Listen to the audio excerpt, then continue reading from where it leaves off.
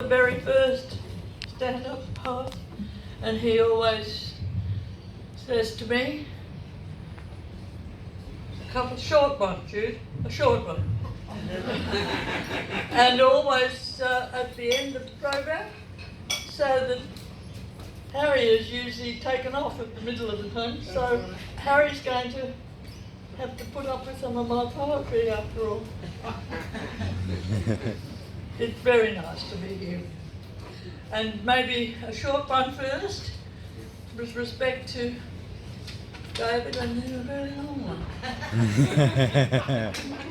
and as you see, I'm here on a mission, as I always have been, trying to get some help or some recognition, some justice for our First people. And of course, I'm all armed up here to get you ready for the referendum.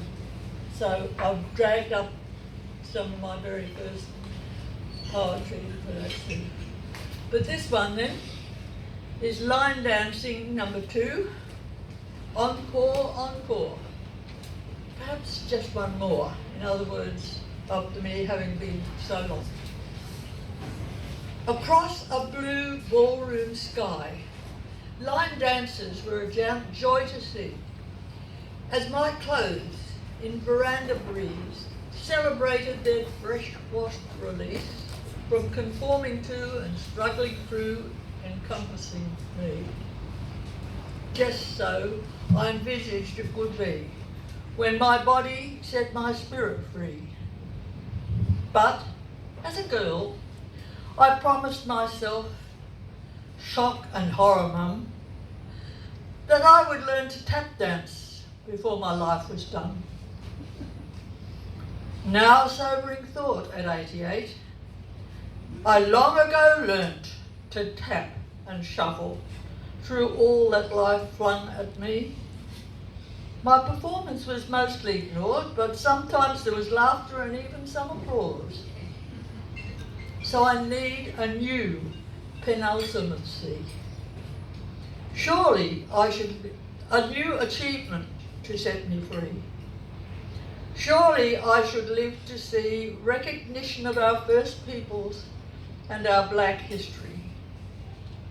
Oh Mungo man, your ancient sands ridicule white history and terrorist nullius stand. Truth and reconciliation, recognition, even treaty, eh? I danced with you in that corroboree, echoing dreamtime eternity. So my penultimate move to set me free comes ultimately to poetry. Fame normally endows poets that are dead. Why not honour one still upright instead? Yeah.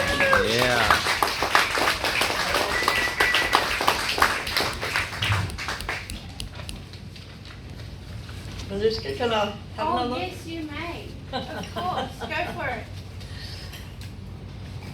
Well, this is a very old one, back from 2002, on Anzac Day 2002.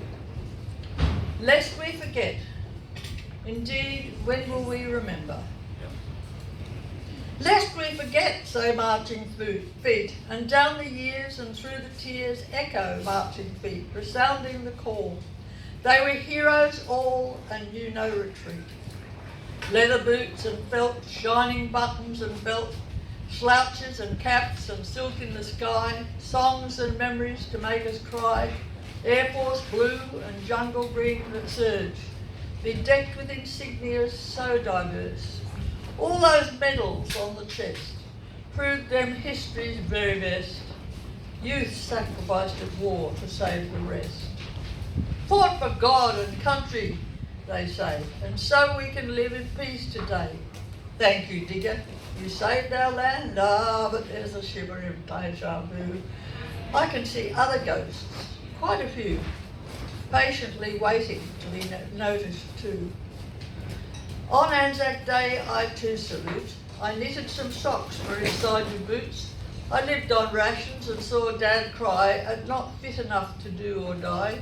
and saw the white feather sent in scorn because he had no uniform.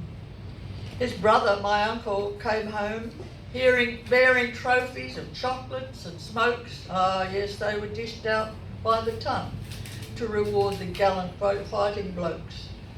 I heard tales of adventures in places diverse in language and swarthy faces. I don't dishonour, don't even forget. For the pain and the graves I have deep regret.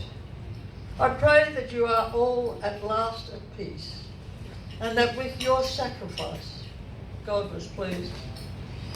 It's just that history is a mighty big book, and there is so much there that deserves a look. Why magnify in full living glory one small page of Australia's story? Then turn other pages with a blind eye. We must just move on, is the common cry. No one there that matters to me, nothing to question or even to see. No heroes, no glory, no family. Is Terra Nullius alive and well? Where are all the black heroes who fell in the war when Captain Cook arrived? Oh yes, we keep his name alive. They fought for their God and country, to be freed from invading foe. But no medals, flags or citations remain to applaud their show. No regeneration of marching feet, no sentimental music or drum's heartbeat. Not even tombstones or proud resting place, no telling of stories or pictures or face. So it seems to me that history is a biased and most unfair place. Those who lie buried in our own desert sands have no value like those lost in foreign lands. At the going down of the sun, and again in the morning, we don't remember them. Reconciliation, we cry. Brother, shake it, put it there, mate.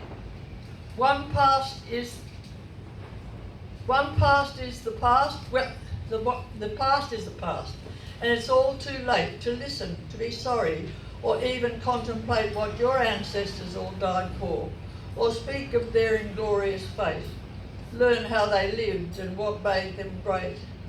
And your veterans, those still alive, why should we salute them for having survived? Loud cry on Anzac Day is heard. The young must understand how well their fathers served this, their proud homeland. Or reconciliation can only start when we move past denial and with open heart own all our past, even make some amends. And when that lest we forget matures and extends to all that preceded you and me, and includes our forbidden black history. Thank you.